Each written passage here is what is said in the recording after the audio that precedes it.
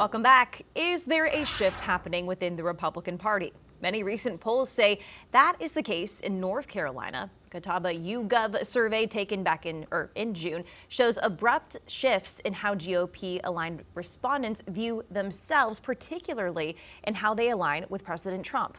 A poll in October of 2025 and then January of 2026 surveyed Republicans and independents who leaned more towards the GOP. 55% aligned themselves with the president, while 45% said they were, quote, more of a supporter of the Republican Party than Donald Trump overall. But now, here we are in June, there was a significant 24-point swing away from Trump identification and towards party identification. A big difference as we approach the November midterms. Joining us now, political science professor Dr. Michael Bitzer with Catawba College. Professor, thank you so much for taking the time to join us. I want to start here because North Carolina has a really big election between Roy Cooper and Michael Whatley coming up here. How much does this sway mean? Because we know the Trump endorsement still means a lot, but Republicans really want to win.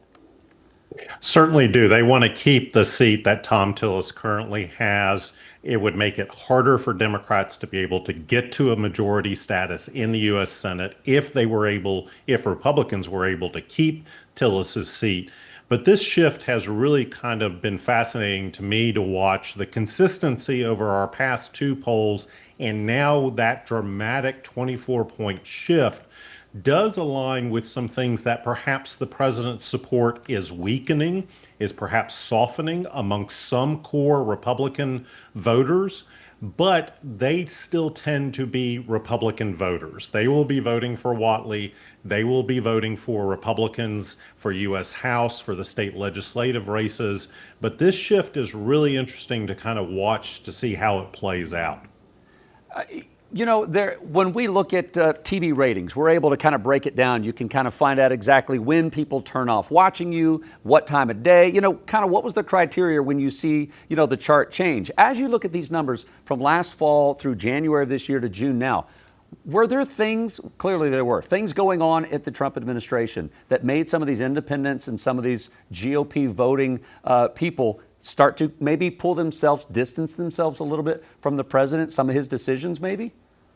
Yeah, I think certainly the dynamic of presidential approval and, more importantly, disapproval is a major factor in this softening within the Republican Party.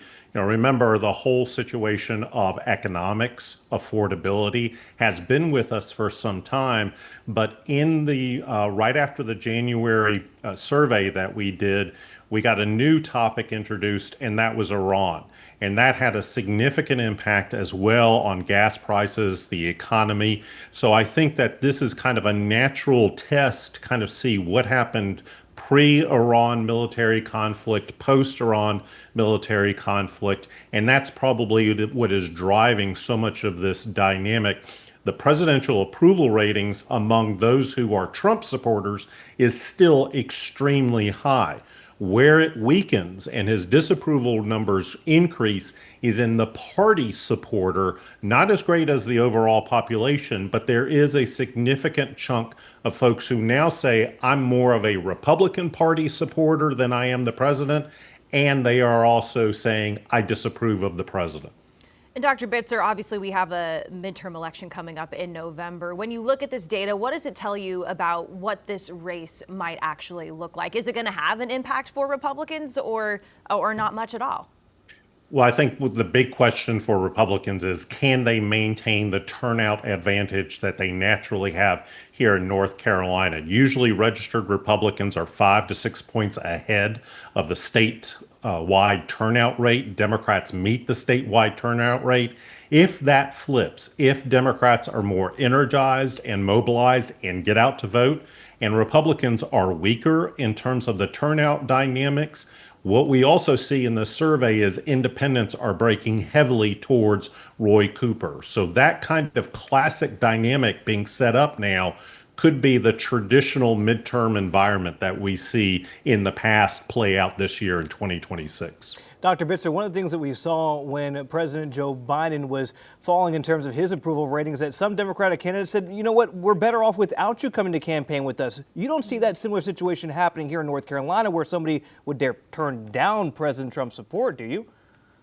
I don't see, particularly with the candidate Michael Whatley having been both the North Carolina Republican Party chair and, more importantly, appointed by Donald Trump as the National Republican Party chair. He was endorsed also by President Trump. So this is going to be a very delicate balancing act for Michael Whatley to kind of keep connected to President Trump, but realize that public opinion and approval ratings are turning against the president.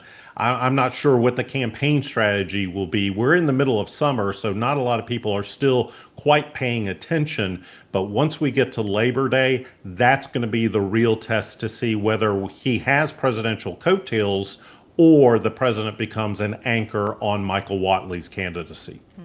A lot can happen in the next 5 months. Dr. Michael Bitzer with Catawba College. Dr. Bitzer, thanks for your time this morning. We appreciate it. Queen City News Plus. Just search Queen City News on your smart TV's app store.